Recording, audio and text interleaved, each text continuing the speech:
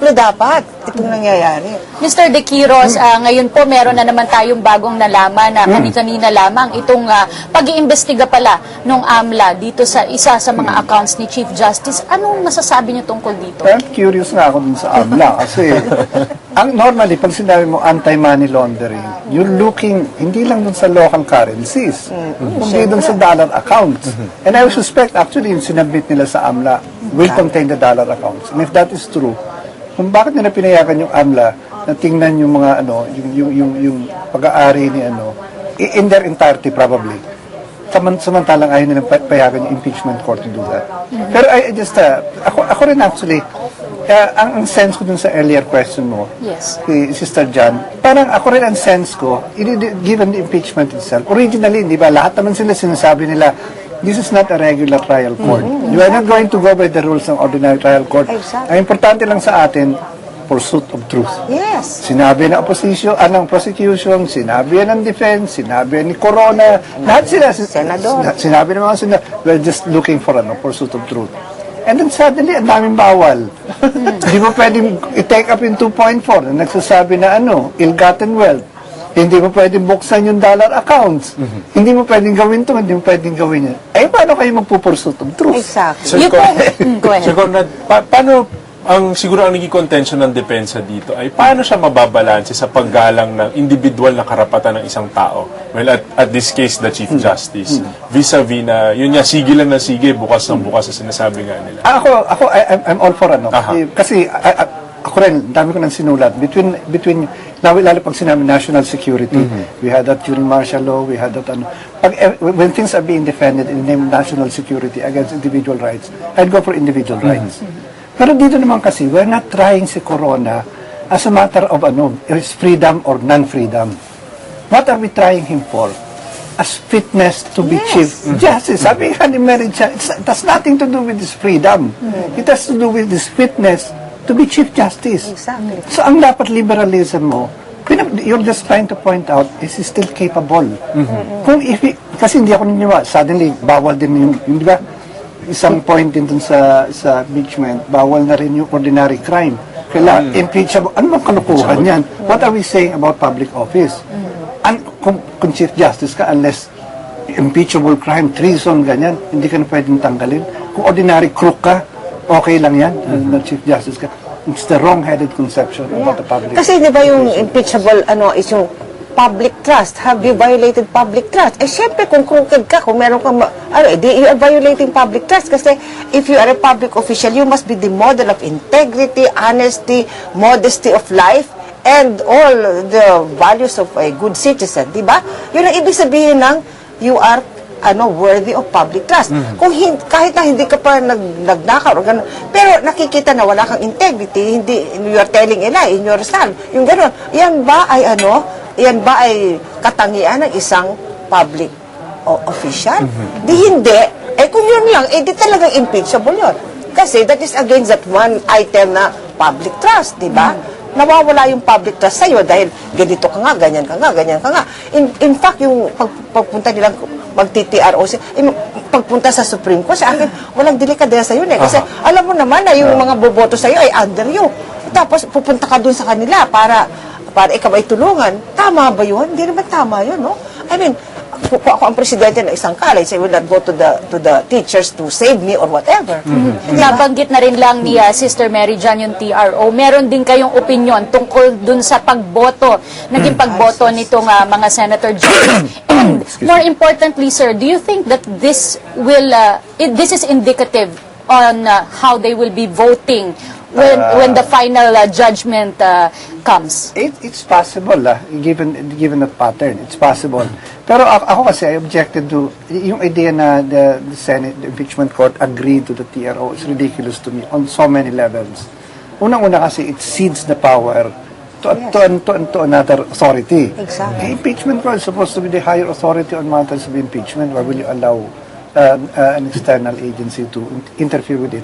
But more importantly, I think, sabi nga ni Sister Mary John, delikatese. I mean, they're going to argue na si Renato Corona did not singly vote in favor of Gloria. That it was always collegial. In which case, meron kayong mafia sa loob na nagboboto talaga kayo as one.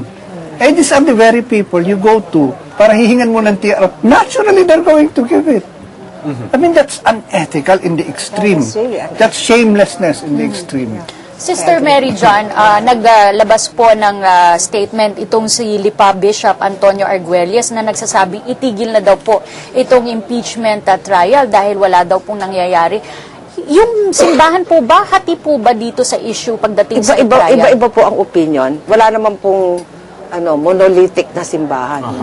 Kaya sa akin, dapat ipagpatuloy. Kasi sa akin, yung basta kahit na ano pa mang pagkakamali dyan, mga paligoy-ligoy dyan, no?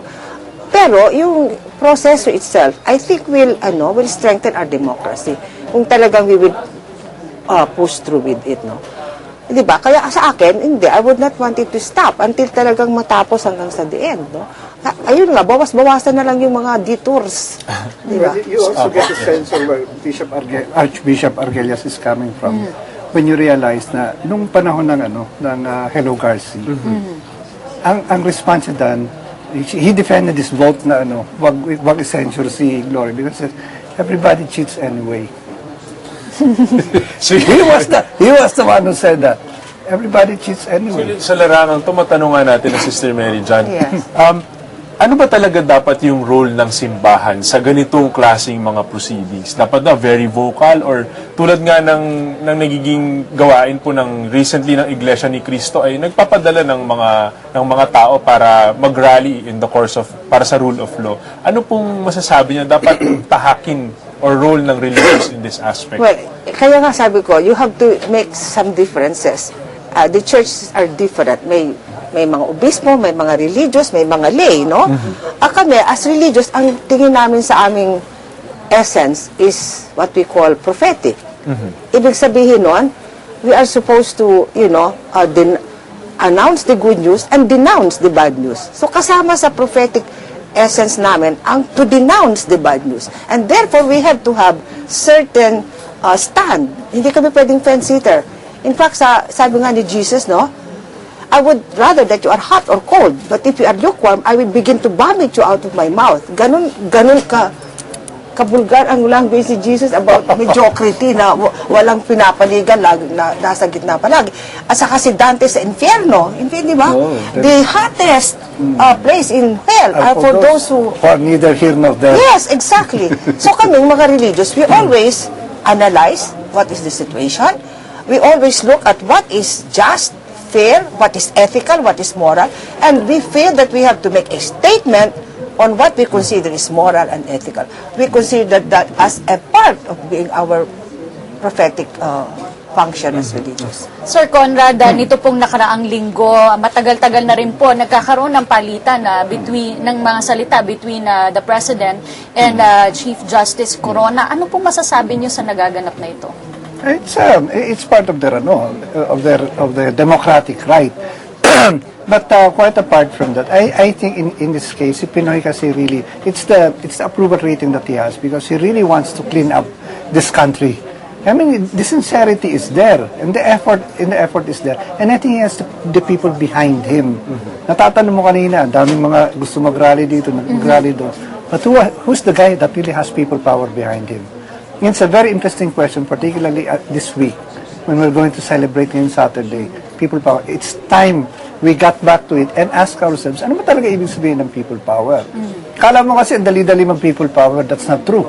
People are not going to follow you unless meron kang prinsipyo, meron kang pinanghahawakan, and there's some kind of truth and light behind your cause. People are not going to do that for you kung wala niyan. People power po na banggit nyo, matatandaan natin yung people power 2 ay naganap dahil sa isang impeachment trial. Ito pong kay ERAP. Sa tingin nyo po, itong trial ngayon, is this enough to cause people power? It could be, I think, kung yun nga, if the Senate, if this impeachment court decides to acquit si Corona, it could have those kinds of implications. Pero, gaya ng sabi ko kanina, yung people power kasi traditionally has been held to, has been mounted to oust presidents or leaders. Ngayon siguro, if you hold some kind of people power, it will be a variation of it. Hindi talaga people power in the old sense. So you're going to ask people. It's going to be people power to stand for something. You're going to protest the vote, I suppose, but it's also going to stand for something. Na, you want to push this anti-corruption thing. So may ganyang angulo. I think there will be a redefinition of it if it happens. So nasasabi niyo po na it's likely to happen in It this could case? happen. It depends eh. Kung magboto naman yung yung Senate to find him guilty, I don't think that why would you need people power or something like that. So you think But it's po- possible, So you think po an acquittal will be the one to ignite? It could spark some kind of people power. But a people power nga, that's not the same as the previous ones, not to oust somebody. But to oust din siguro Corona, but it's not a president. Ano pong simbolo ang bubuuhin ng people power kung mangyari po ito ngayon? That's an interesting question. Kasi yung past two people powers, 86 and 2000, sabi ko nga sa mga tao, different because dati kasi wala tayong social media. Dati you really need a physical action. Tsaka dati kasi wala kang magawa on a day-to-day basis eh. Kailangan to protest something. You have to wait for the newspapers, TV, ganyan. Eh ngayon, nangyayari pa lang yun. Everybody's writing yung reaction nila sa So I think yung powerful talaga yung development of these new technologies, this new, mga forums, na it's changing the shape of things. I don't know na if physical people power will take place. It's very possible pa rin. Pero right now, there's some kind of people power really in the, in the social media na nangyayari. That's some kind of people power too. Kasi hindi po ba, isn't it buffering the people from going out in the streets? Na we'll just express ourselves online. Less personal. Oo, That's a whole discussion about social media and digital media. But the disembodied consciousness and people no longer need to. But I do that's a whole know. discussion. I do know some groups who are already ready to go into the streets if she's acquitted. I know of groups who said, kahit na tayo lang. We have just to show that we are not in agreement with it. So whether it's the people power na buong country, but these groups are saying, tayo, pakita natin na ayaw natin. O, kung maraming grupo yun, di people power na rin yun, di ba? Sister, kayo po ay naging known na supporter nitong whistleblower na si June Lozada. Yes, And nakita niyo po, more or less, yung sistema ng hustisya, sa tingin niyo po, pag na-convict po itong si Chief Justice Renato Corona, there can be a real change in the justice system? I think so. Kasi kailangan mo lang talaga kasi ang system natin, it's not a justice system. It's a legal system, which is different. Because laws are being used to really make people who are guilty like not guilty. Depende kung gaano katinik ang lawyer mo, di ba? So, ibig sabihin, the only way that justice can be done is if you punish those who are doing wrong. And if you do not, then you have what you call a culture of impunity, which is what we have now. Kaya people will do anything kasi wala namang mangyayari. Di ba? But if there is not something na mangyari, now that could be a kind of start of, we have to be careful kasi may mangyayari. So I would say that would contribute a lot. In that That's for a long time, diba? I think people got cynical about yung mga Senate investigations, Senate hearings. So we had quite a number of that during the previous administration. Sunod-sunod, actually, wala naman nangyayari. You mentioned yung kay June Lozada. Haba-haba nung hearing na yun, di ba? What happened? Wala rin. All that happened was the wicked got punished, the wicked got rewarded. Halos lahat na nag-kidnap kay June Lozada, yung mga nagkunsyaba ron, they were all rewarded with something. Samantalang si June Lozada, siya pang kinasuhan ng kung saan-saan sa korte. So, there's a cynicism about things like those because wala nga nangyayari. We need something to happen this time around. And remember, si Corona, it's just the beginning. The real target of this is the person behind him. Di ba? Parang we've still got a long way to go. Sa tingin niyo po, posible po bang ihiwalay itong Corona Royo? I don't think so. Crowning glory talaga ng infamy.